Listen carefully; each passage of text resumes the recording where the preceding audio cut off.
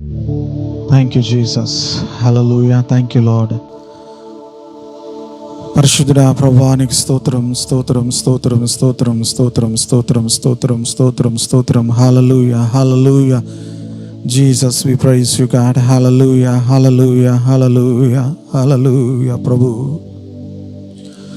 దేవాని పాదముల చెంతకు వస్తున్నాం ప్రభా. నీ రక్తపు నీడ కిందకు వస్తున్నాం ప్రభా. నీ నామం క్రిందకు వస్తున్నాం ప్రభా. దేవా నిన్ను ఆశ్రయిస్తున్నాం ప్రభా.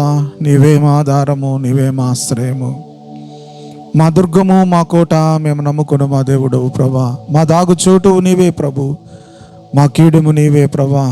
తండ్రి నిన్ను స్తుతిస్తున్నాం ప్రభా. నీ రెక్కల నీడలో ఉన్న ఆరోగ్యము, నీ రెక్కల నీడలో ఉన్న క్షేమము ప్రభా మాకు దయచేయండి. ఈ ఉదయ వేళలో మేము కలిసి మరి నాయన తండ్రి ఆరాధించడానికి అవకాశం లేకపోయినప్పటికీ ప్రభా మరలా నీ మాటలు ధ్యానించడానికి, నిన్ను స్తుతించడానికి ప్రభా ఈ యొక్క నాయన తండ్రి ప్రభా మరి నాయన ఆన్లైన్ ద్వారా మరి కలుసుకోవడానికి ప్రభా మీరు సహాయం చేసిన విధానానికి స్తోత్రాలు చెల్లిస్తున్నాము. నాయన నీ మాటల ద్వారాను దేవాత నీ సన్నిధి ద్వారాను మమ్మల్ని దీవించండి, కాపాడండి. ప్రపంచమంతా కూడా అతులకుతులం అయిపోయింది ప్రభు. దేవా ప్రజలు నిరీక్షణ లేని వారై, ప్రజలు నాయన తండ్రి ఆధారము లేని వారై ఉన్నారు ప్రభు. దేవుని వైపు చూచినట్లు, దేవుని వైపు తిరుగునట్లు ప్రభా ప్రజల యొక్క మనోనేత్రాలను వెలిగించండి. నాయన దేవుని బిడ్డలమైన మమ్మలను జ్ఞాపకం చేసుకొని ప్రభా మేము ఒక నిరీక్షణగా ప్రభా, మేము ఒక నిరీక్షణాస్పదముగా తండ్రి ఈ లోకంలో ఉండినట్లు నీ వెలుగుతో మమ్మల్ని నింపండి ప్రభు.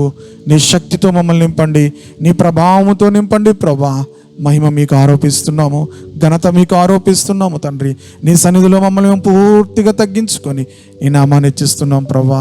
నీవే కార్యము జరిగించి ప్రపంచమంతా కూడా దేవుని వైపు తిరిగి ఈ పరిస్థితుల నుంచి బయటకు వచ్చినట్లుగా సహాయం చేయండి. ఈ ఉదయవేళలో ప్రభా నీ బిడ్డలందరినీ కూడా మీరు దర్శించి వారిని బలపరిచి, వారితో మాట్లాడి, వారిని తృప్తిపరిచి, వారికి క్షేమమునిచ్చి, ఆరోగ్యం ఇచ్చి, నీ కాపుదలనిచ్చి దీవించమని యేసుక్రీస్తు నామములో ప్రార్థిస్తున్నాను తండ్రి. ఆమేన్, ఆమేన్, ఆమేన్. నీవు నాకుండగా నీవే నాండగా, నీవు నాకుండగా నీవే నాండగా, నీవేనా నీవేనా నీవేనా నీవేనా ఆత్మదాహము తీర్చిన వెంబడించిన బండవు నీవేనా ఆత్మదాహము తీర్చిన వెంబడించిన బండవు కలవరపడినే కొండల వైపు నా కన్నులేతుదునా కన్నులేతుదునా కొండల వైపు నా కన్నులేతి కొదువతో నేను కుమిలెదనా నేను కుమిలెదనా. సర్వకృపానిధివే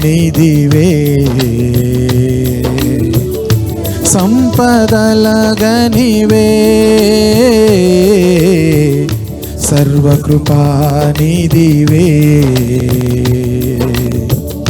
సంపదలగనివే, సకలము సకలము సకలము సకలము చేయగలవైపేనా కన్నులేతి చూచిదా, సకలము చేయగల నీవైపేనా కన్నులేతి చూచేదా, కలవరపడినే కొండల వైపు నా కన్నులేతుదునా, కన్నులేతుదునా.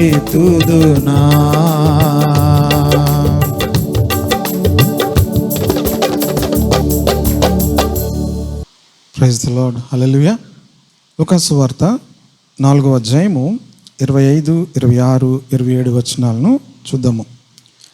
ఏలియా దినముల యందు 3 ఏండ్ల 6 నెలలు ఆకాశం మూయబడి దేశమంతటను గొప్ప కరువు సంభవించినప్పుడు ఇశ్రాయేలీలో అనేక మంది విధవరాండ్రులను ఏలియా సీదోనులోని సారేపతు అను ఊరిలో ఉన్న ఒక విధవరాలు యొద్దకే గాని మరి ఎవని యొద్దకును పంపబడలేదు. మరియు ప్రవక్తి అయిన ఎలీషా కాలమందు ఇశ్రాయేల్లో అనేక కుష్ఠరోగులుండినను సిరియా దేశస్థుడైన నయమాను తప్ప మరి ఎవడునో శుద్ధి నొందలేదని నేను మీతో నిశ్చయముగా చెప్పుచున్నాను. ప్రియమైన దేవుని బిడ్డలారా, యేసు ప్రభు వారి యొక్క పరిచర్య ప్రారంభంలో ప్రభువు చెప్పినటువంటి మాటలు ఇవి. ఇశ్రాయేలీలో చాలా శక్తివంతమైనటువంటి ప్రభావముతో దేవుని కార్యములు జరిగించినటువంటి ప్రవక్తలు ఎవరంటే ఏలియా, తరువాత ఎలీషా. చాలా శక్తివంతమైన ప్రవక్తలు వాళ్ళు.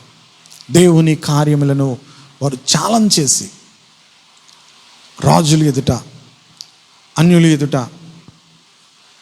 ఛాలెంజ్ చేసి దేవుని యొక్క మహిమను చూపించినటువంటి ప్రవక్తలు వాళ్ళు. అలాంటి ప్రవక్తలు దినముల్లో కూడా కరువు సంభవించింది అనే మాటను మనం చూస్తున్నాం. కరువు సంభవించింది. ఆ కరువులో అందరూ కూడా పోషించబడలేదు.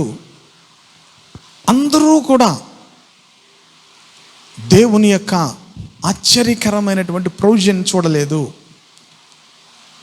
ఎలీషా కూడా చాలా శక్తివంతమైన ప్రవక్త. ఆ దినముల్లో చాలామంది కుష్ఠరోగులు ఉన్నారట, కానీ ఒక కుష్ఠరోగే స్వస్థ పొందాడు. ఆ కరువు దినముల్లో ఒక వ్యక్తే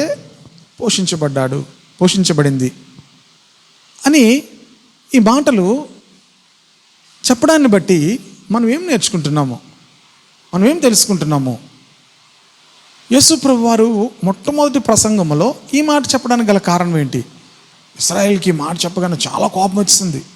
తర్వాత వచనాలు మనం చూస్తే ఈ మాట చెప్పడాన్ని బట్టి ఆయన మీద చాలా కోపం వచ్చి అత్యాగ్రహం గలవారే ఆయన ఒక ఎత్తైన ప్రాంతంలో తీసుకొని వెళ్ళి తోసేయాలనుకున్నారట. ఈ మాట చెప్పడాన్ని బట్టి, యేసు ప్రభు చెప్పిన మాటను బట్టి యేసు ప్రభుని తోసి పడేసి చంపేద్దాం అనుకున్నారు.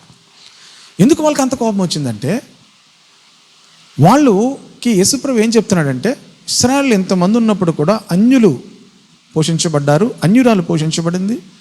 ఒక కుష్ఠరోగి స్వస్థ పొందాడు, సిరియా దేశస్థుడు స్వస్థ పొందాడు అని చెప్పేసరికి అన్యులు అనే మాటలకు వచ్చేసరికి చాలా కోపం వచ్చేస్తుంది వాళ్ళకి. ఎందుకంటే వారికి మేమే దేవుని బిడ్డలం, మాకే అన్నీ కావాలి, మేమే అన్ని దేవుని సంబంధమే అన్నీ మేమే పొందాలి అనుకునేటువంటి వాళ్ళు. సరే, ఈ వాక్యంలోనికి వెళ్దాం. ఎందుకు ఏలియా దినముల్లో ఆ సారేపతు విధవరాలు మరి పోషించబడింది అనే విషయాన్ని, అలాగే యేసు ప్రభు వారు ఆమెను గురించి ఎందుకు మాట్లాడారు? ఈ సారేపతు అనేటువంటి ఈ ప్రాంతం ఎక్కడుందంటే తూరు సీదోన్లు ప్రాంతం దగ్గరలో ఉన్నటువంటి ఒక మరి ఇశ్రాయేల్ దేశం కాదు, యూదా ప్రాంతం కాదు. ఇది వాటి బయట ఉన్నటువంటి ఒక ప్రాంతము. ఆ ప్రాంతంలో ఇశ్రాయేలుకు 3.5 సంవత్సరాలు భయంకరమైనటువంటి కరువు ఏర్పడింది. ఎందుకు ఆ కరువు ఏర్పడిందంటే, అహాబు రాజు తను చాలా మరి దేవునికి వ్యతిరేకముగా మరి విగ్రహములను విగ్రహారాధన చేస్తూ దేవునికి అసహ్యమైనటువంటి మరి కార్యములన్నీ కూడా చేస్తూ, వ్యభిచారము, భయంకరమైనటువంటి చిల్లంగితనము, భయంకరమైనటువంటి కార్యములన్నీ కూడా చేస్తున్నప్పుడు దేవుని ఉగ్రత దేవుని ప్రజల మీదకి వచ్చింది. 'చాలాసార్లు మనం దేవుని ఉగ్రత ఎందుకు వస్తుంది అంటే, ఏదైనా అబ్నార్మాలిటీ నార్మల్గా కాకుండా అబ్నార్మల్గా మనుషులు ప్రవర్తించడం ప్రారంభిస్తూ ఉంటున్నప్పుడు దేవుని ఉగ్రత ఆయా సమయంలో ఆయా ప్రజల మీదకి వచ్చినట్లుగా మనం బైబిల్ గ్రంథంలో చూస్తాం. ఎక్కడెక్కడ కరువు వచ్చింది, ఎందుకు కరువు వచ్చింది, ఇవన్నీ మనం చూసినప్పుడు ప్రజలు దేవుని భయము లేకుండా, దేవుని జ్ఞానము లేకుండా, మరి అబ్నార్మల్గా సహజ సిద్ధము కానిటువంటి విషయాలను మనుషులు చేయడం ప్రారంభిస్తారో దేవుని యొక్క ఉగ్రత అనేది ప్రజల మీదకి రావడం అనేది మనం చూస్తాం. అలాంటి సమయంలో ప్రియమైన దేవుని ఇశ్రాయేలు దేవుని బిడ్డలైన వారే వాళ్ళు చెడిపోయారు. రాజు చెడిపోయాడు. మరి రాజు కూడా భయంకరమైన జారత్వ క్రియలు చేస్తూ భయంకరమైనటువంటి మరి పాపములో మరి ఇశ్రాయేలు రాజులు నాయకులు అందరూ చెడిపోయినటువంటి దినముల్లో ఏలియా ద్వారా దేవుడు సెలవిచ్చి మరి ఇశ్రాయేల్ దేశం అంతా కూడా వర్షము లేకుండా భయంకరమైన కరువు ఏర్పడినటువంటి సందర్భాన్ని మనం చూస్తున్నాము. ఏలియా యొక్క మరి సందర్భం, ఏలియా యొక్క ప్రస్తావన మొట్టమొదటిసారిగా మొదటి రాజుల గ్రంథం 17వ అధ్యాయంలో మొట్టమొదటిగా మనకు కనబడుతుంది. తిష్బీయుడైన ఏలియా అనే మాట. అయితే ఈ ఏలియా దినములో మరి కరువు అందరికీ వచ్చిందంటే ప్రవక్తకు కూడా వస్తుంది. అందరికీ మరి అన్ని సరుకులు అన్నీ కూడా ఏవి దొరకట్లేదు అంటే మరి అందరికీ ప్రవక్తకు కూడా దొరకకూడదు. అలాంటి సమయంలో ప్రియమైన దేవుని బిడ్డలారా, దేవుడు ఆశ్చర్యకరంగా మొదటిసారి కాకోలముల ద్వారా దేవుడు మరి ఏలియాను పోషించినప్పుడు తర్వాత ఆ స్థలముల్లో కూడా మరి నీరు తగ్గిపోయిన సమయంలో మరి దేవుడు వేరొక ప్రాంతంలో తను పంపించిన సందర్భాన్ని నేను చదువుతున్నాను. 8వ వచనం, అంతటి యెహోవా వాక్కు అతనికి ప్రత్యక్షమై ఇలాగు సెలవిచ్చెను, నీవు సీదోను పట్టణ సంబంధమైన సారేపతు అను ఊరికి పోయి అచ్చట ఉండుము. నిన్ను పోషించుటకు అచ్చటన ఒక విధవరాలికి నేను సెలవిచ్చితిని. మీరు జాగ్రత్తగా చదవండి. దేవుడు ఎప్పుడు చెప్పాడు? రాబాబు ఏలియా, నీకోసం దేవుడు నాకు చెప్పాడు, రాబాబు బాగా వచ్చావు, చాలా సంతోషము ఆమె అంటే మనం అనుకోవచ్చు ఆమె దేవుడు ఆమెకు చెప్పాడని. కానీ దేవుడు ఏమంటున్నాడు అంటే, నీ గురించి నేను ఆమెకు చెప్పాను, నువ్వు వెళ్ళు అన్నాడు. ఏలియా చాలా ధైర్యంగా వెళ్ళిపోయాడు. ప్రియమైన దేవుని బిడ్డలారా, ఏలియా చాలా ధైర్యంగా వెళ్ళిన తర్వాత నీళ్ళు అడిగాడు. నాకు ఒక అప్పము రొట్టె చేసి ఇమ్ము అన్నాడు. ఆమె అన్నది, నా దగ్గర ఏమీ లేదు, నా దగ్గర ఉన్నదంతా కూడా అయిపోయింది, ఒక చిన్న పొలలు ఏరుకొని నేను నా కుమారుడు తిని ఇది అయిపోయిన తర్వాత మేము కూడా ఏమైంది, మా పని కూడా అయిపోయింది, మేము కూడా చనిపోవలసిందే అని ఆమె చెప్తే, ప్రియమైన దేవుని బిడ్డలారా, అక్కడ జరిగిన విషయం ఏంటంటే ఆమె చక్కని మాట అంటుంది. ఆమె 12వ వచనం, అందుకు ఆమె నీ దేవుడైన యెహోవా జీవము తోడు. ఆమె అన్ని రాలు కదా, ఆమె ఏమంటుంది, నీ దేవుడైన యెహోవా జీవము తోడు. ఆమె దేవుని గూర్చినటువంటి జ్ఞానము కలిగి ఉన్నట్లుగా మనం చూస్తున్నాము. దేవుడు జీవము గలవాడు అనే మాటను కూడా ఆమె ఉపయోగిస్తున్నట్లుగా మనం చూస్తాం. ప్రియమైన దేవుని బిడ్డలారా, ఈ జీవము గల దేవుడు అనే మాటను మరి దావీదు తన కీర్తనలో వాడుతున్నట్లుగా మనం చూస్తాం. 18వ కీర్తనలో అనుకుంటున్నాడు, జీవము గల దేవుడు. దావీదు గొలియాతు మీద యుద్ధంకి వెళ్తున్నప్పుడు కూడా ఆ మాటను వాడుతాడు, జీవము గల దేవుని సైన్యములను తిరస్కరించుటకు జీవము గల దేవుడు. Praise the Lord. ఈ మాట చాలా శక్తివంతంగా ఉంటుంది. మనం పలికే మాటల్లోనే దేవుని శక్తి బయటకు వస్తుంది. మనం పలికే మాటల్లోనే దేవుని ప్రభావం బయటకు వస్తుంది. మనము దేవుని మాటలు విశ్వసించి పలుకుతున్నప్పుడే మన విశ్వాసం వెల్లడి అవుతుంది. ఆమె అంటుంది, నీ దేవుడు అనొచ్చు కదా, నీ దేవుడు అనొచ్చు కదా. ఆమె అంటుంది, నీ దేవుడైన యెహోవా జీవము తోడు. ఆయన జీవము గల దేవుడు, ఆయన సజీవుడు. ప్రియమైన దేవుని బిడ్డలారా, ఆయన శక్తివంతమైన దేవుడు అనేటువంటి మాటను ఆమె ఒప్పుకుంటుంది. సరే, ఆమె తను ఆ ప్రవక్త యొక్క మాట విన్నది. ప్రవక్త ఒక మాట సెలవిచ్చాడు. సరేనమ్మా, నీకు మరి బహుశా ఏలియా అనుకుని ఉంటాడు, ఆమె దేవుడు నాకు చెప్పాడు నీకు పెట్టమని, నేను పెడతాను అని అంటాదేమో అనుకుని ఉండొచ్చు ఒకవేళ. ఎందుకంటే దేవుడు ఏలియాకి అలా చెప్పాడు కదా, నిన్ను పోషించుటకు నేను ఆమెకు సెలవిచ్చానని. కానీ ఆమె అలాగ అనలేదు. ఎప్పుడైతే అలాగ అనలేదో ప్రవక్త చెప్పాడు, నువ్వు మొదటి అప్పాన్ని నువ్వు నాకు చేసి తీసుకొని రా అన్నాడు. చూడండి, ఆ తర్వాత జరిగిన మాట 14వ వచనము, భూమి మీద వర్షము కురిపించే వరకు ఆమె అది చేసినప్పుడు 13వ వచనం, అప్పుడు ఏలియా ఆమెతో ఇట్లనెను, భయపడవద్దు, పోయి నీవు చెప్పినట్లు చేయము. అయితే అందులో నాకు ఒక చిన్న అప్పం మొదట చేసి నా ఇద్దకు తీసుకుని రమ్ము. తరువాత నీకును నీ బిడ్డకును అప్పములు చేసుకొనుము. భూమి మీద యెహోవా వర్షము కురిపించు వరకు ఆ తొట్టిలో ఉన్న పిండి తక్కువ కాదు, బుడ్డలో ఉన్న నూనె అయిపోదని ఇశ్రాయేలు దేవుడైన యెహోవా సెలవిచ్చి ఉన్నాడనెను. Praise the lord. హల్లెలూయా. ప్రియమైన దేవుని బిడ్డలారా, ఆమె ద్వారా ఏలియా పోషించబడతాడు, లేకపోతే నేను ఆమెకు చెప్పాను అనేటువంటి సందర్భం కాదు. కానీ ఏలియా ఆమెకు ఒక విషయం చెప్పాడు. నువ్వు వెళ్ళి నేను ఒక మొదటి అప్పాన్ని నువ్వు నాకు తీసుకొచ్చి ఇచ్చిన తర్వాత భూమి మీద యెహోవా వర్షం కురిపించే వరకు ఆ తొట్టిలో ఉన్న పిండి తక్కువ కాదు, ఆ బుడ్డులో ఉన్న నూనె అయిపోదని ఇశ్రాయేలు దేవుడని యెహోవా సెలవిచ్చున్నాడని నేను.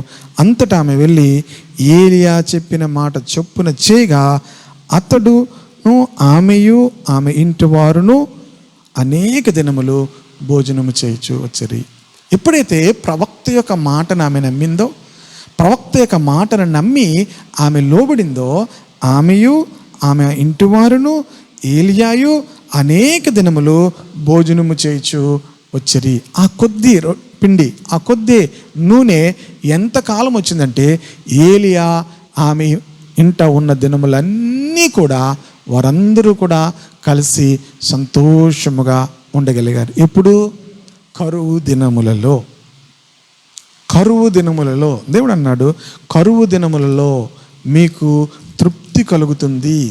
37వ కీర్తనలో మనం చూస్తాము, కరువు దినములలో వారు తృప్తిపరచబడతారు అని ఉంటుంది. కరువు దినములలో దేవుడు మనకు సమృద్ధినిస్తాడు. కరువులో వారిని సజీవులుగా కాపాడుటకును, వారి ప్రాణము మరణము నుండి తప్పించుటకును యెహోవా కనుదృష్టి ఆయన యందు భయభక్తులు గల వారి మీదను, ఆయన కృప కొరకు కనిపెట్టుకున్న వారి మీదను నిలుచుచూ ఉన్నది. కరువులో వారిని సజీవులుగా కాపాడుటకును, వారి ప్రాణము మరణం నుండి తప్పించుటకును యెహోవా కనుదృష్టి ఆయన యందు భయభక్తులు గల వారి మీదను, ఆయన కృప కొరకు కనిపెట్టుకున్న వారి మీదను నిలుచుచూ ఉన్నది. ఆమేన్.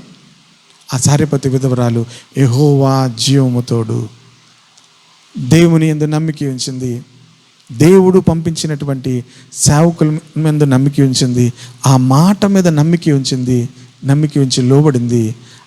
అతడును ఏలియాయు ఆమెయు ఆమె ఇంటి వారును అందరూ కూడా అనేక దినములు పోషించబడ్డారు. ప్రియమైన దేవుని బిడ్డలారా, దేవుడు కార్యములు చేయాలి అంటే దేవుని యందు నమ్మిక ఉంచాలి. ప్రభువైన యేసుక్రీస్తు వారి యొక్క పరిచర్య ప్రారంభించేటువంటి సమయంలో ఆయన చెప్తున్నాడు, వాళ్ళు ఎందుకు పోషించబడ్డారు, ఆ కుష్ఠరోగికి ఎందుకు స్వస్థ కలిగింది అనే మాటలు మీరు అర్థం చేసుకుంటే మీ దినముల్లో కూడా దేవుని కార్యములు నేనున్న దినముల్లో మీరు కూడా చక్కగా అనుభవించగలుగుతారు. నేను వెళ్ళిన తరువాత కూడా నా కార్యములు మీరు చూడగలుగుతారు, నా కృపను మీరు అనుభవించగలుగుతారు, నా యొక్క ఆశీర్వాదాన్ని మీరు అనుభవించగలుగుతారు, నా కాపుదలను మీరు అనుభవించగలుగుతారు. దేవుని యందు నమ్మకం ఉంచాలి, దేవుని మాటకు లోబడాలి, దేవుని సేవకులు చెప్పిన మాటను మనం నమ్మాలి. యెహోషాపాతు కూడా ఈ మాట చెప్తాడు. దినవృత్తాంతాల గ్రంథము 20వ అధ్యాయము బహుశా 28 కింద మాటలకు వచ్చేసరికి చెప్తాడు. ఏమనంటే 28 కాదు, తర్వాత మధ్యలో ఉంటుంది ఈ మాట. యెహోవాను నమ్ముకొనుడి, ఆయన ప్రవక్తలను నమ్ముకొనుడి. బహుశా 20 అధ్యాయం 20 వచనమేమో. ఆయన నమ్ముకొనండి, ఆయన ప్రవక్తలను నమ్ముకొనండి, అప్పుడు మీరు కృతార్థులగుదురు. ఇంగ్లీష్ బైబిల్ ఏముంటుందంటే దెన్ యు విల్ ప్రాస్పర్ అని ఉంటుంది. దేవుడు ఆ సమయంలో మనల్ని ఆశ్చర్యకరంగా కాపాడుతాడు, పోషిస్తాడు. కనుక ఆ సారెపతి విధవరాలు దేవుని నమ్మింది, దేవుడు పంపించిన ప్రవక్తను నమ్మింది, దేవుడు పంపించిన ప్రవక్తన మాటకు లోబడింది. ఆమెయు ఆమె ఇంటి వారును ఆశ్చర్యకరంగా పోషించబడ్డారు. సో ఈజీ దేవుని యొక్క కృపను పొందుకోవడం, దేవుని యొక్క కనికిరాన్ని పొందుకోవడం, దేవుని యొక్క కాపుదలను పొందుకోవడం, దేవుని యొక్క ఆశీర్వాదం పొందుకోవడం అనేది ఎంతో సులువుగా మనకి ఇక్కడ కనిపిస్తుంది. అలాగే రెండవ విషయానికి కూడా మనం వెళ్దాం. ఎలీషా దినముల్లో చాలామంది కుష్ఠరోగులు ఉన్నారు ఇశ్రాయేలీల్లో. కానీ నయమాను ఇశ్రాయేలీయుడు కాడు. ఇంకా చెప్పాలంటే నయమాను ఎవరంటే ఇశ్రాయేలుకు శత్రువుగా ఉన్నాడు. ఎందుకంటే నయమాను సిరియా దేశస్థుడు. ఈ సిరియా వారు చాలాసార్లు ఇశ్రాయేలు మీద దాడి చేశారు. ఇశ్రాయేలు మీద దాడి చేసి చాలామందిని ఇశ్రాయేల్లో ఉన్న వారిని బానిసలుగా వారు తీసుకుని వెళ్ళిపోయారు. అందులో ఒక చిన్న బిడ్డను కూడా వారు తీసుకొని వెళ్ళిపోయారు. ఈ విషయం అంతా ఎక్కడ ఉంటుందంటే 2 రాజుల గ్రంథం 5వ అధ్యాయంలో మనం చూస్తాం. సిరియా రాజు సైన్యాధిపతి అయిన నయమానును ఒకడుండెను. అతని చేత యెహోవాయే సిరియా దేశమునకు జయము కలుగు చేసి ఉండెను గనుక అతడు తన యజమాను దృష్టికి గనుడై దయ పొందిన వాడాయను. ఈ మాటలు చదువుతున్నప్పుడు నేను అనుకున్నాను, ఏ వ్యక్తికి ఘనత వస్తున్నా, ఏ వ్యక్తి లోకంలో హెచ్చించబడుతున్నా దాని వెనకాతల దేవుని హస్తం ఉంటుంది. నయమాను ఇశ్రాయేల్ మీద కూడా దాడి చేసి జయించాడు, అనేక దేశములను జయించాడు. కానీ బైబిల్ చెప్తుంది అతని చేత యెహోవాయే సిరియా దేశమునకు జయమును కలుగు చేస్తూ ఉన్నాడు గనుక అతడు ఘనత పొందిన వాడాయను. కనుక ఈరోజు ఒక విషయాన్ని, ఈ వాక్యం లోనికి వెళ్ళకముందు ఒక విషయాన్ని గమనించండి. ఈరోజు నువ్వు కలిగి ఉన్న స్థితి, ఈరోజు నువ్వు కలిగి ఉన్న ఘనత, ఈరోజు నువ్వు కలిగి ఉన్న ఐశ్వర్యం, ఈరోజు నువ్వు కలిగి ఉన్నటువంటి మరి క్షేమము, ఇవన్నిటి వెనకాతల దేవుని హస్తం ఉందన్న విషయాన్ని ఎప్పుడు మర్చిపోతూ, దేవుని హస్తాన్ని మనం గుర్తించలేకపోతే ప్రియమైన దేవుని బిడ్డలారా, అంతకంటే దౌర్భాగ్యం ఇంకేమీ ఉండదు. ఒకవేళ దేవుని హస్తాన్ని గుర్తించగలిగితే, దేవుని హస్తాన్ని గుర్తించి దేవుని మహిమపరచగలిగితే నీవు భూమి మీద ధన్యుడు అవుతావు. నయమానుకి ఈ విషయం తెలియదు, కానీ బైబిల్ చెప్తుంది నయమాను వెనకాతల దేవుని హస్తం ఉంది. ఒక అన్యుడైనటువంటి సిరియా దేశస్థుడు అయినటువంటి సైన్యాధిపతిగా ఉన్నటువంటి నయమాను విజయాలు వెనక దేవుని హస్తం ఉంది. కనుక లోకంలో ఎవరు అంత ఉన్నతమైన విజయాలకు వెళ్తున్నా మీరు మర్చిపోవద్దు, దేవుని హస్తము వారి వెనకాతలు ఉంటుంది. ఏదో ఒక ఉద్దేశం ఉంటుంది. దేవుడు వారి ద్వారా మరి ఏదో ఒక కార్యమును చేయాలని ఆశపడతాడు. కానీ చాలాసార్లు మనుషులు గర్విష్ఠులై, అహంకారులై దేవుని గణపరచకుండా వారిని వారు గణపరుచుకుంటూ ఉంటారు. కనుక ఈ నయమానికి ఒక కుష్ఠ రోగం ఉంది.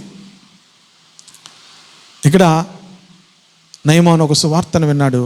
ఆ సువార్త చెప్పినది ఎవరంటే, నయమాను ఇంటికి తన తల్లిదండ్రుల నుంచి, తన యొక్క దేశం నుంచి, తన యొక్క మరి బంధువుల నుంచి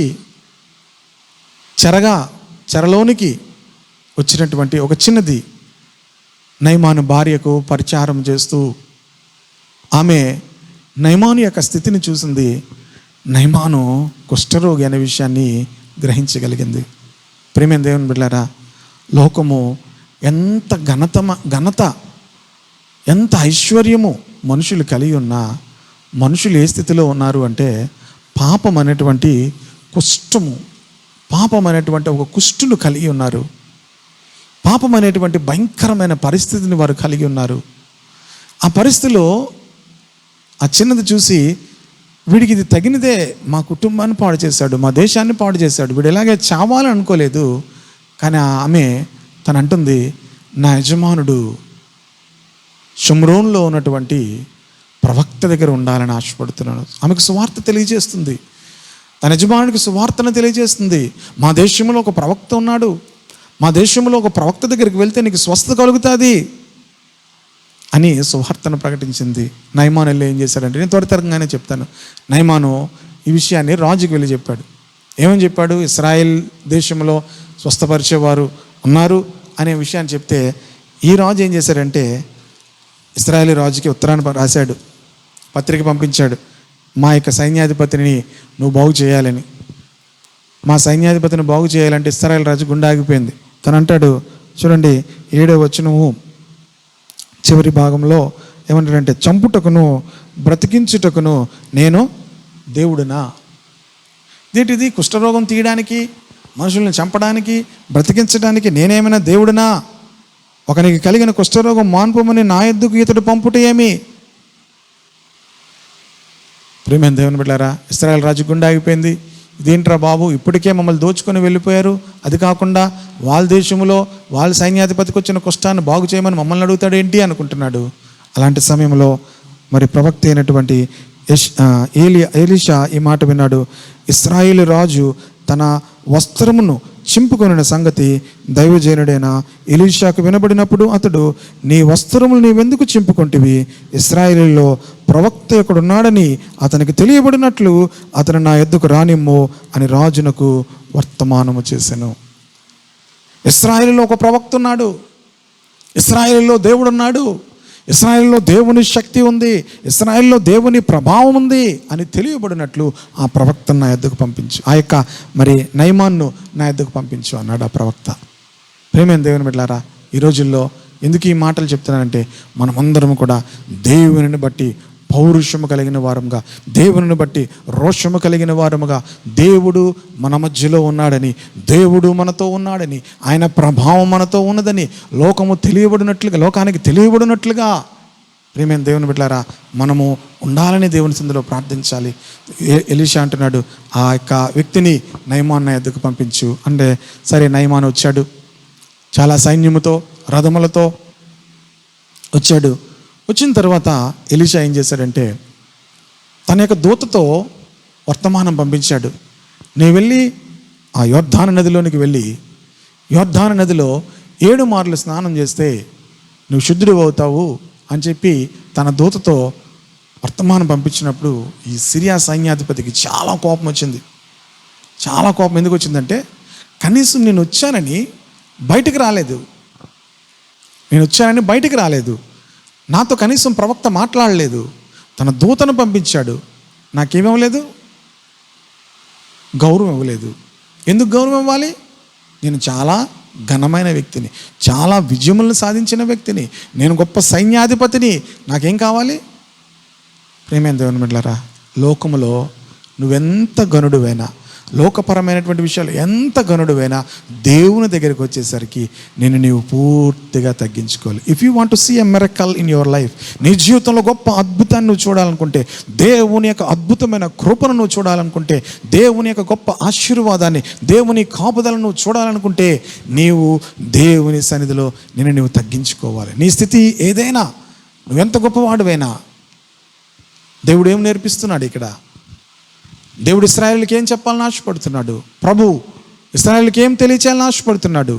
నేను గొప్ప ప్రవక్తగా, గొప్ప శక్తివంతమైనటువంటి ప్రవక్తగా, ఎలీషా తర్వాత గొప్ప ప్రవక్తగా, నా వంటి ప్రవక్తను దేవుడు మీ మధ్యలో పుట్టిస్తాడని మోషే యేసుప్రభువుకు తెలియచేశారు. కనుక ఆయన వచ్చి చెప్తున్నాడు, మీ జీవితాల్లో ప్రభు యొక్క గొప్ప కార్యాలు మీరు చూడాలంటే మొట్టమొదటి లక్షణం ఏముండాలంటే, మిమ్మల్ని మీరు పూర్తిగా తగ్గించుకోవాలి. దేనిని బట్టి కూడా గర్వము, అహంకారం అనేది మీ జీవితాలకు రాకూడదు. ప్రియమైన దేవుని బిడ్డలారా, నయమానుకి చాలా అహంకారం ఉంది, చాలా గర్వం ఉంది. ఎందుకంటే ఎన్నో జయములను చూశాడు కదా, ఎన్నో విజయాలను చూశాడు కదా. ఎవరిని బట్టి? దేవుడే ఇచ్చాడు ఆ విజయాలను కూడా. కానీ గర్వము చాలా అధికముగా ఉంది, అహంకారము చాలా అధికముగా ఉంది. ఈ దినాలు ఏ దినాలో చెప్పనా నేను? మనుష్యుల యొక్క గర్వం అంతా కూడా తీసేటువంటి దినాలు. ఆమేన్. మనుష్యుల యొక్క గర్వం అంతటిని కూడా తీసేసేటువంటి దినాలు. అవి ఎవరైనా సరే, మనుష్యుల యొక్క గర్వము, రాజుల యొక్క గర్వము, దేశముల యొక్క గర్వము, దేశముల యొక్క అహంకారం అంతా కూడా దేవుడు తీసేస్తున్నాడు. ఎవరు దీనులై దేవుని కృప కొరకు వేడుకుంటున్నారో వారి మీదకి దేవుడు తన కృపను కుమ్మరిస్తున్నాడు. ఆమేన్. హల్లెలూయా. ప్రియమైన దేవుని బిడ్డలారా, మరి ఎలీషా ఆ మాట చెప్పగానే చాలా కోపం వచ్చి వెళ్ళిపోదాం అనుకున్నాడు. ఆ సమయంలో ప్రియమైన దేవుని బిడ్డలారా, అతనేమనుకుంటున్నాడు అంటే 11వ వచనం, అందుకు నయమాను కోపము తెచ్చుకుని తిరిగిపోయి ఇట్లే, నేను అతడు నా యొద్దకు వచ్చి పిలిచి తన దేవుడైన యెహోవా నామమును బట్టి తన చెయ్యి రోగం మీద ఉన్న స్థలం మీద ఆడించి కుష్ఠరోగం మానుపునని నేను అనుకుంటున్నాను. అలాగా నువ్వు అనుకున్నట్టుగా దేవుడు చేయడు. అంతేకాదు, నువ్వు అనుకుంటున్నట్టుగా కూడా సేవకులు చేయాలని కూడా మీరు అనుకోవద్దు. చాలాసార్లు మనం అనుకుంటున్నట్టుగా ఎందుకు చేయాలనుకుంటాం? ప్రియమైన దేవుని బిడ్డలారా, ఎలీషా నయమాను అనుకున్నట్టుగా చేయలేదు. దేవుడు నీవు అనుకున్నట్టుగా చేయడు, నేను అనుకున్నట్టుగా చేయడు. దేవుడు మార్గములో, దీనమైన మార్గములు, సాత్వికమైన మార్గములు, సాత్వికులు, దీనులు, తమను తాము తగ్గించుకునేవారు, దేవుని కృప కొరకు వేడుకునేవారు అందరూ కూడా దేవుని కృపను, దేవుని ఆశీర్వాదమును, దేవుని కాపుదలను పొందుకుంటారు. Praise the Lord. నీవు అనుకున్నట్లుగా కాదు, దేవుని మార్గంలోనికి వెళ్తేనే ఈ కాపుదలను, ఈ యొక్క ఆశీర్వాదాన్ని అనుభవించగలుగుతాం. సరే అనుకుని వెళ్ళిపోతున్నాడు. దమస్కు నదులైన అబానయును, ఫర్ఫరును, ఇశ్రాయేలు దేశంలో ఉన్న నదుల కంటే శ్రేష్టమైనవి కావా? వాటిలో స్నానం చేసి శుద్ధి నొందలేనా అనుకొని రౌద్రుడై తిరిగి వెళ్ళిపోయినట్ట. రౌద్రుడు, కోపము, రౌద్రము. మొదట కుష్టం ఉంది, తర్వాత కోపం ఉంది, తర్వాత ఏముంది? రౌద్రం ఉంది. ఇవన్నీ కుష్టము పోవాలి అంటే కోపం పోవాలి, కోపం పోవాలి, రౌద్రం పోవాలి. ఎవరైనా ఏమనంటే ఎంత రౌద్రం, నువ్వు అనుకున్నట్టుగా చేయకపోతే ఎంత రౌద్రం, నీ మాట వినకపోతే ఎంత కోపం. ప్రియమైన దేవుని బిడ్డలారా, మన మాట వినకపోతే మనకు ఎంత కోపం, మనం అనుకున్నట్టుగా చేయకపోతే మనకు ఎంత రౌద్రం. కుష్టం పోవాలి అంటే కోపం పోవాలి, రౌద్రం పోవాలి, తగ్గిపోవాలి, దీనమైపోవాలి, సాత్వికమైపోవాలి. ఆమేన్.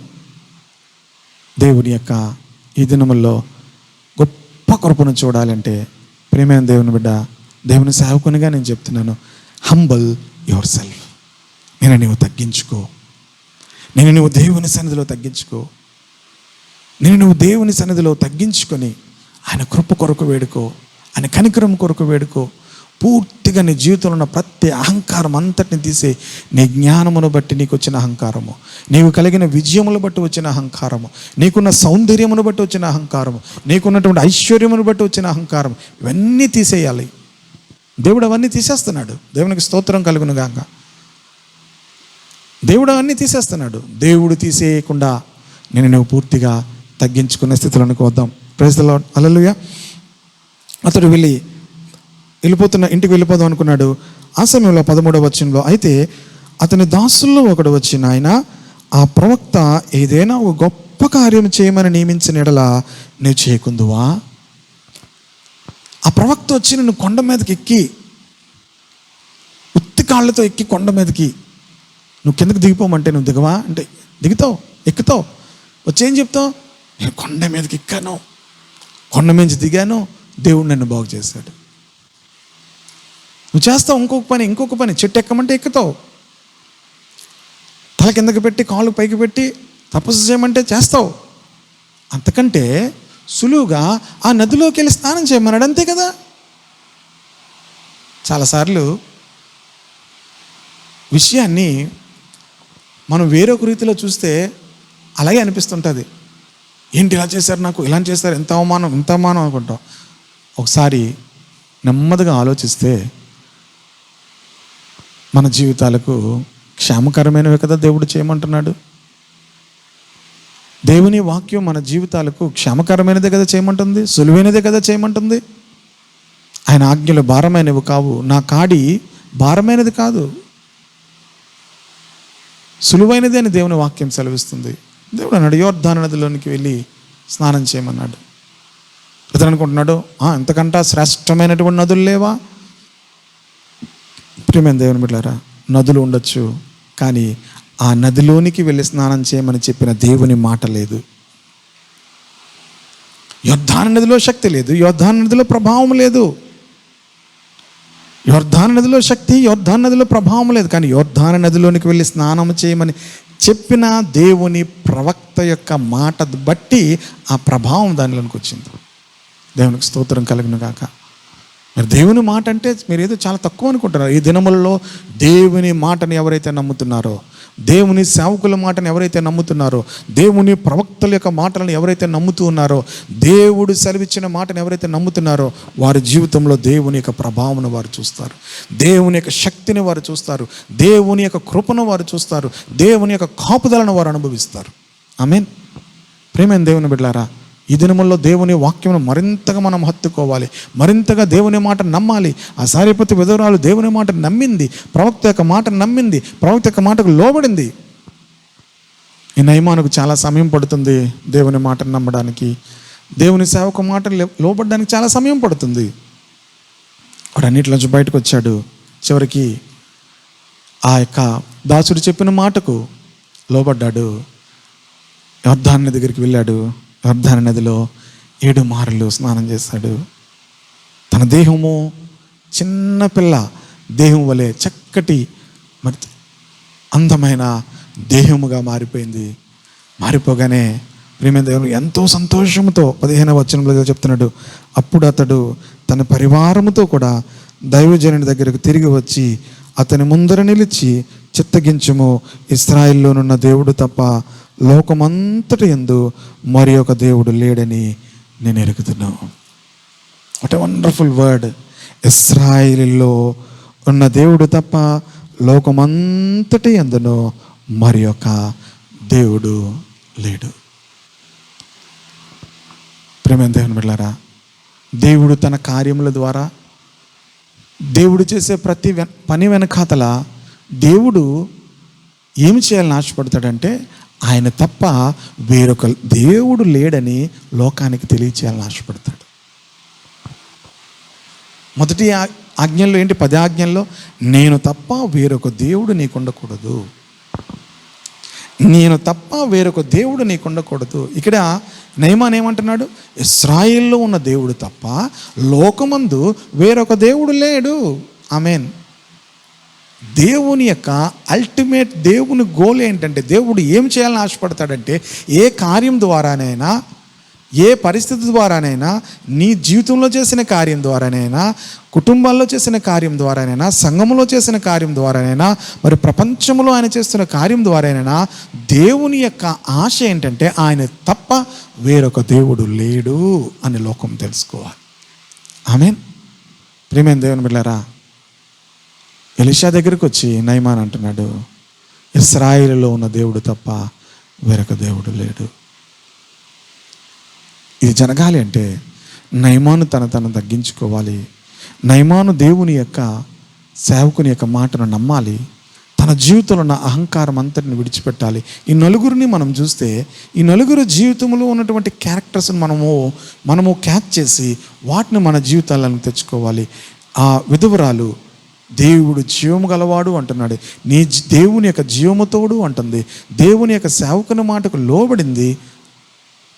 ఆమె ఇంటి వారును పోషించబడ్డారు. ప్రవక్త అక్కడికి పంపబడ్డాడు. ప్రియమైన దేవుని బిడ్డలారా, ప్రవక్తకు దేవుడు ఏం చెప్పాడు అంటే, ఏలియాకు నేను ఆమెకి చెప్పాను అన్నాడు. ఆమెకి చెప్పాడు కావాలో అనుకొని చెప్పి నీళ్ళు అడిగాడు, రొట్టె అడిగాడు. ఆమె అంటుంది నా దగ్గర ఏం లేదంటుంది. కానీ ప్రవక్త విసిగిపోలేదు. తన విశ్వాసాన్ని, దేవుని బట్టి తన విశ్వాసమును ప్రకటించాడు. మొదటి అప్పం తీసుకురా, నీ ఇంట్లో రొట్టె, నీ ఇంట్లో పిండి, నీ ఇంట్లో నూనె తరిగిపోదు అన్నాడు. దేవునికి స్తోత్రం కలుగును గాక. ప్రవక్త ప్రశ్నించలేదు. ప్రవక్త దేవుని మాటకు అవిధేయుడు కాలేదు. దేవుని మీద ఏంటి ప్రభు ఇలా చెప్పావు, ఇలా జరిగిందని చెప్పి అనలేదు. తన విశ్వాసాన్ని ప్రకటించాడు. Praise the lord. హల్లెలూయా. ఇక్కడ ఎలీషా చేసిన కార్యాన్ని మనం చూస్తున్నాం. రమ్మనండి. ఇశ్రాయేల్లో ప్రవక్త లేడనుకుంటున్నారా ఏంటి? ఇశ్రాయేల్లో ప్రవక్త ఉన్నట్లుగా లోకమంతా తెలుసుకున్నట్లుగా నయమాన్ అదే పంపించండి అన్నాడు. ప్రియమైన దేవుని బిడ్డలారా, నయమాన్ రాగానే కంగారు పడిపోయి కింద దిగిపోలేదు. యోర్దాను నదిలోకి వెళ్ళి స్నానం చేయమని చెప్పన్నాడు. దేవుని కార్యాలు జరగాలంటే దైవజనుడు తగ్గించుకోవాల్సింది. ఎవరికి కార్యం జరగాలో వారు తగ్గించుకోవాలి. ఆమేన్. ఎవరికి కార్యము కావాలో, ఎవరికి దేవుని కృప కావాలో, ఎవరి జీవితంలో దేవుడు కార్యము చేయాలి వారు తగ్గించుకోవాలి. ఎలీషాకు తెలిసిన విషయం, నేను తగ్గించుకొని నీ దగ్గరికి వస్తే నీ జీవితంలో కార్యం జరగదు. నువ్వు తగ్గించుకుంటే నీ జీవితంలో కార్యం జరుగుతుంది కనుక నువ్వు తగ్గించుకోవాలి. నీవు పూర్తిగా నీ స్థితిలోంచి బయటికి రావాలి. దేవుని మాటకు లోబడాలి. ప్రియమైన దేవుని బిడ్డలారా, ఎలీషా లోబడ్డాడు. దేవుని యొక్క స్వరానికి లోబడ్డాడు. అద్భుతంగా తను తగ్గిపోయి వెళ్ళలేదు. నయమాను తగ్గినట్లుగా దూతను పంపించాడు. దూతను పంపించినప్పుడు ప్రియమైన దేవుని బిడ్డలారా, మొదట కోపము, రౌద్రము, అవిధేయుడు అవడానికి ప్రయత్నం చేశాడు. కానీ మరలా ఒక వ్యక్తి యొక్క తన దాసుని యొక్క మాటను విని యొర్దాను నదిలోకి వెళ్ళి మునిగి స్వస్థత పొంది బయటకు వచ్చి చెప్తున్నాడు, ఇశ్రాయేలులో ఉన్న దేవుడు తప్ప వేరొక దేవుడు లేడు. ప్రియమైన దేవుని బిడ్డలారా, మనము దేవుని ప్రేమిద్దాము. ఈ దినముల్లో దేవుని ఆరాధిద్దాము. దేవుని సన్నిధిలో మనల్ని మనం తగ్గించుకుందాము. దేవుడు గొప్ప కార్యములు మన జీవితంలో చేస్తాడు. దేవుని గొప్ప కాపుదలను దేవుడు మనకిస్తాడు. దేవుడు మన ద్వారా ఒక విషయాన్ని మర్చిపోద్దు. దేవుడు ఏది చేస్తున్నా ఆయన చేయాలనుకున్నామండి, నేను తప్ప వేరొక దేవుడు లేడు. నేను తప్ప వేరొక దేవుడు లేడు. ఇశ్రాయేలులో ఉన్న దేవుడు తప్ప వేరొక దేవుడు లేడు. నిన్ను ప్రేమించువారు దేవదూతల జ్ఞానమును కలిగుందురు. నిన్ను ప్రేమించువారు దేవదూతల జ్ఞానమును కలిగుందురు. సమకూడి జరుగును సమస్తము సదా మాతో ఉన్నందునా. సమకూడి జరుగును సమస్తము సదా మాతో ఉన్నందునా. యేసయ్యా నిన్ను ప్రేమించువారు బలమైన సూర్యుని వలెను ఉదయించెదరు నిత్యము. శాశ్వత కాలం నీతోనే నివసింతురు. శాశ్వత కాలం నీతోనే నివసింతురు. యేసయ్యా నిన్ను ప్రేమించువారు మైన సూర్యుని వలెను ఉదయించెదరు నిత్యము. శాశ్వత కాలం నీతోనే నివసింతురు. శాశ్వత కాలం నీతోనే నివసింతురు. నిన్ను ప్రేమించువారు సకలమైన ఉపద్రవముల నుండి. నిన్ను ప్రేమించువారు సకలమైన ఉపద్రవముల నుండి నిర్దోషులై కాపాడబడెదరు అపవాది అగ్నిబాణముల నుండి. ఆమేన్. నిర్దోషులై కాపాడబడెదరు అపవాది అగ్నిబాణముల నుండి. యేసయ్యా నిన్ను ప్రేమించువారు బలమైన సూర్యుని వలెను ఉదయించెదరు నిత్యము. శాశ్వత కాలం నీతోనే నివసింతురు. శాశ్వత కాలం నీతోనే నివసింతురు. యేసయ్యా నిన్ను ప్రేమించువారు బలమైన సూర్యుని వలెను ఉదయించెదరు నిత్యము. శాశ్వత కాలం నీతోనే నివసింతురు. శాశ్వత కాలం నీతోనే నివసింతురు. శాశ్వత కాలం నీతోనే నివసింతురు.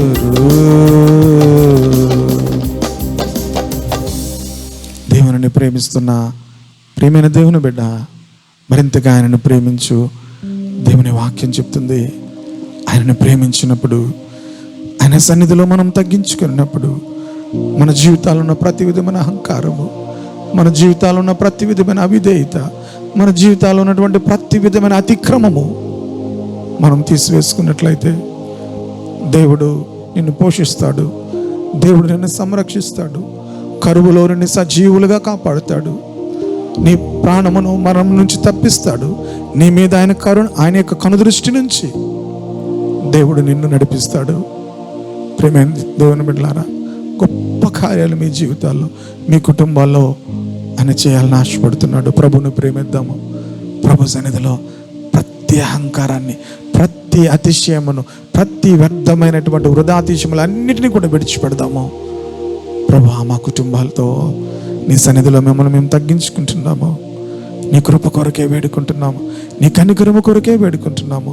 ఈ పరిస్థితుల్లో ప్రభా తండ్రి, నీవే మాకు దిక్కు, నీవే మాకు సహాయము, నీవే మాకు కేడము, నీవే మాకు దుర్గము, నీవే మా దాగుచోటు ప్రభా. నీవు తప్ప మాకెవరును లేరు ప్రభా. మమ్మల్ని కనికరించు, మమ్మల్ని కనికరించు. నీ మాటకు లోబడుతున్నాము ప్రభు. ఈ మాటలు విన్న వారందరి జీవితాల్లో, వారి కుటుంబాల్లో నీ కృప కృమ్మరించండి, నీ కాపుదల దయచేయండి. వారిని కరువులో సజీవులుగా కాపాడండి ప్రభా. వారి ప్రాణములను తృప్తిపరచండి ప్రభా. నాయనా తండ్రి, వారి ప్రాణం మరణం నుంచి తప్పించండి ప్రభా. వారిని సజీవులుగా కాపాడండి తండ్రి.